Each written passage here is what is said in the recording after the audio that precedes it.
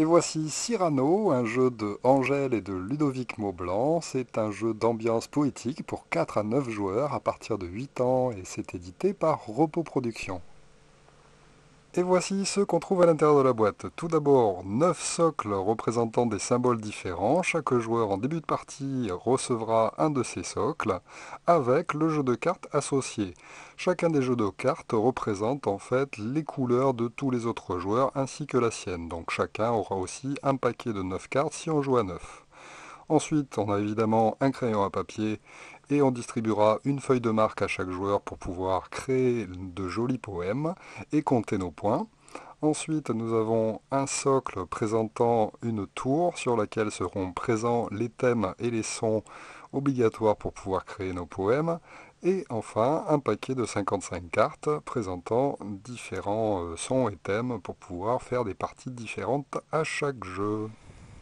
Alors, Cyrano est un jeu dans lequel, vous l'aurez compris, il faudra faire des poèmes pour pouvoir remporter la partie. Alors bien sûr, les poèmes doivent être les plus originaux, les plus drôles, les plus poétiques possibles, mais même si vous n'êtes pas un poète émérite, vous allez quand même vous amuser parce que le cœur du jeu n'est pas le poème, mais bien de trouver des mots différents des autres joueurs. Nous allons voir un petit peu plus tard comment ça marche.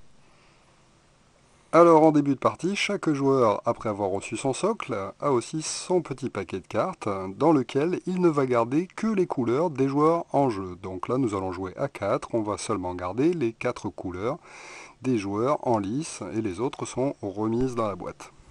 Chacun a aussi donc sa feuille de marque où il pourra écrire ses poèmes et compter ses points sur la partie droite de sa feuille.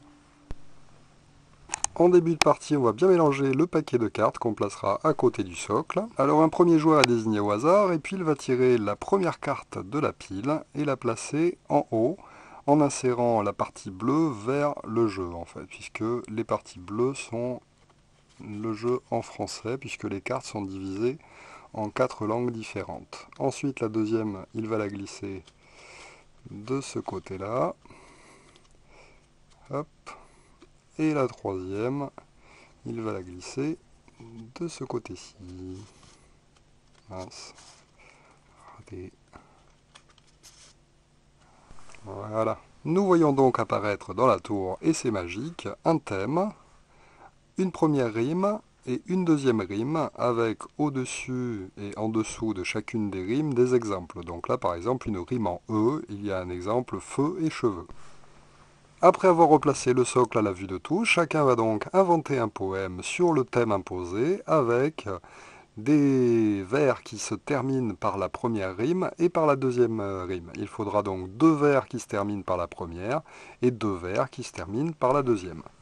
On n'est évidemment pas tenu de se fier à l'orthographe, c'est juste le son en fait des rimes proposées qui compte. Ce sont les seules conditions, donc faire 2 vers qui se terminent par un son, 2 vers par l'autre, mais inutile de faire des pieds, enfin c'est pas obligatoire en fait, vous faites ce que vous voulez. Lorsque vous aurez terminé, pensez à donner un titre à votre poème, ça fait toujours assez classe. Alors on laisse tranquillement les joueurs terminer leur poème, mais dans les manches suivantes, si vous voulez accélérer un peu le jeu, vous pouvez décider que les 2 derniers joueurs n'ayant pas encore terminé leur poème n'ont plus qu'1 minute pour le terminer. Alors ensuite, nous allons juger de l'originalité des poèmes. Donc chaque joueur va lire son poème à l'assemblée, et ce qui compte vraiment dans cette phase, ça va être les mots utilisés pour terminer ces vers, c'est-à-dire les mots qui correspondent aux rimes qui ont été données en Alors je vous le rappelle, notre thème d'exemple était le Moyen-Âge, avec des rimes en E et des rimes en ON. Notre premier joueur commence donc sa lecture par les chevaliers de Camelot. Ils avaient de beaux yeux, mais des têtes de nœuds. Ils étaient belles et blonds, mais vraiment très très cons. Après avoir déclamé ce joli poème, il va repréciser les mots qu'il a utilisés. Donc pour les rimes en E, yeux et nœuds, et pour les rimes en on, blond et con. Donc chaque joueur maintenant va devoir lui dire autour de la table s'il a utilisé un de ces mots-là et lui préciser lesquels. Un joueur pourrait par exemple se manifester en disant « Eh bien moi j'ai déjà utilisé le mot yeux ». Donc ça va lui faire un point en moins parce qu'effectivement ce joueur-là va compter un point par mot original qui n'a été utilisé par personne d'autre autour de la table. Donc là, dans ce cas-là, il marquera donc 3 points. Alors on note ces points obtenus par les mots qu'on a trouvés en cochant les cases de l'échelle à partir du bas. Donc là par exemple pour ces 3 points, 1, 2, 3, il aura coché les 3 premières cases. Au joueur suivant qui a écrit le poème Princesse, elle avait de beaux yeux et de longs cheveux, elle donnait aux pigeons des miettes de quignon. Alors nous avons vu que sur le jeu, il y avait des exemples qui étaient donnés pour les joueurs qui n'arrivent pas à trouver des mots correspondants. Ils peuvent les utiliser, mais par contre, ils ne permettront pas de gagner de points lors de cette manche. Donc par exemple, là, il y avait feu, cheveux, pigeon et garçon. Notre second joueur déclame son poème, Princesse. Elle avait de beaux yeux et de longs cheveux, elle donnait aux pigeons des miettes de quignon. Ce joueur-là ne marque donc pas de points pour yeux puisque quelqu'un d'autre l'a utilisé, et ne marque pas de points ni pour cheveux ni pour pigeon qui étaient des exemples. Il ne marque donc qu'un point pour le mot quignon. Au troisième joueur de lire son poème qui s'appelle La peste. Je ne me sens pas mieux, dis-moi donc mon vieux, la saignée c'est pas bon sur mes gros bubons. Ce joueur-là ne marque donc que 2 points, parce que le mot mieux et le mot bon ont déjà été utilisés par d'autres joueurs. Enfin, notre dernier joueur présente son poème La souplette. Autrefois c'était mieux, on en mangeait peu, mais c'était très bon la soupe au potiron. N'importe quoi. Ce joueur-là ne marque que 2 points. Alors si jamais un joueur s'est trompé dans ses vers, donc qu'il a utilisé un mot qui se termine pas par le bon truc, ou bien qu'il a même pas terminé son poème, c'est pas grave, il va quand même marquer des points pour les mots originaux qu'il a trouvés. Ensuite, on passe au vote pour la beauté du poème. Donc en fait, chaque joueur va prendre ses cartes et va sélectionner la carte qui correspond au poème qui lui a le plus plu en fait.